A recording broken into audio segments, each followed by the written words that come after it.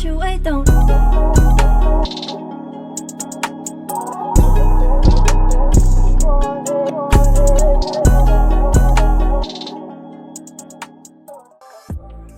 Hey icons, if you're trying to make your Sims game feel way more immersive, like you're actually living in their messy little world, here are 5 fresh storytelling tips you can steal from me. Tip number 1 is make their world intentional. So don't just drop your Sim in a random towny-filled neighborhood. Go ahead and create a save file that you enjoy playing in. Give every lot a purpose and every Sim a story. That way, everything is put together and everything feels intentional. For me, I have been working on my save file since I want to say like January. I've had to start over once because of corrupted save file, and I know it's hard work, y'all.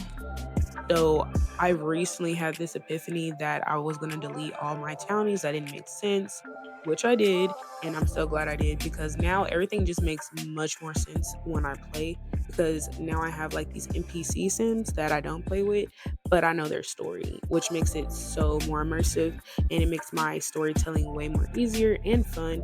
And it gives you like, those little soap opera moments when your sim actually runs into those NPCs.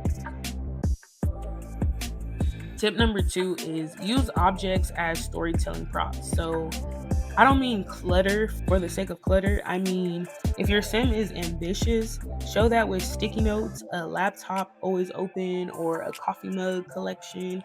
If they're in their sad girl era, messy bed, half eaten meals, laundry everywhere, props tell the story when the game doesn't. So I feel like don't just clutter your spaces just to fill them up. Like, actually be intentional with the clutter so it makes sense.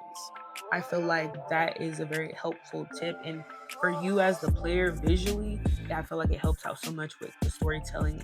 Tip number 3 is lean into time and pacing. So stop cramming a whole storyline into 2 days.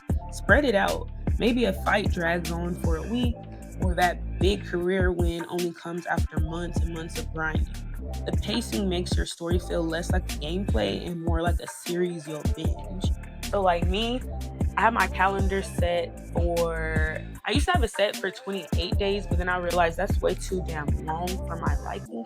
So I just settled with the 14. I know that I think there's a mod where, you can change it to 21, but I'm trying to not put any unnecessary mods in my game at this moment. So I'm just like, I'll do, the 14 days, 2 weeks. And I feel like that's fine for the Sims because, you could really do a lot of things in one Sim day if you really use your time wisely. So I feel like that's perfect for my gameplay.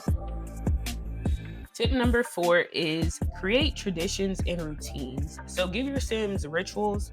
Maybe every Friday night is movie night.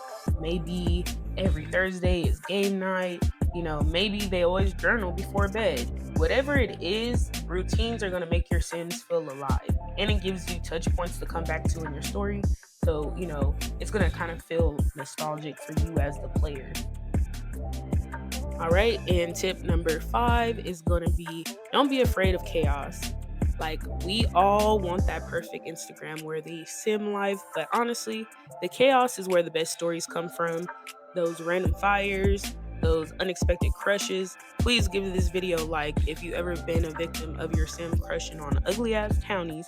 If you then spent hours and hours and hours in CAS creating the finest specimen just for them to go and do that shit.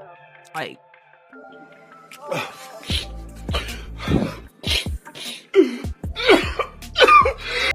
what? But, sometimes those little disasters keep your sim from feeling scripted. So, yeah, next time you load up your save, remember, it's not about the perfect shot.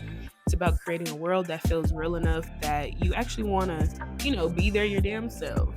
But if today's tips gave you any ideas, drop them in the comments so we can steal them from each other, because that's what community is for. And of course, like and subscribe so you don't miss the next episode of Storytelling 101. You can find me on Tumblr, TikTok, and Insta. Links are all down below if you want to keep the conversation going. But all right, go make your Sims messy. I'll see you guys in the next class. Bye. Can't you wait, don't.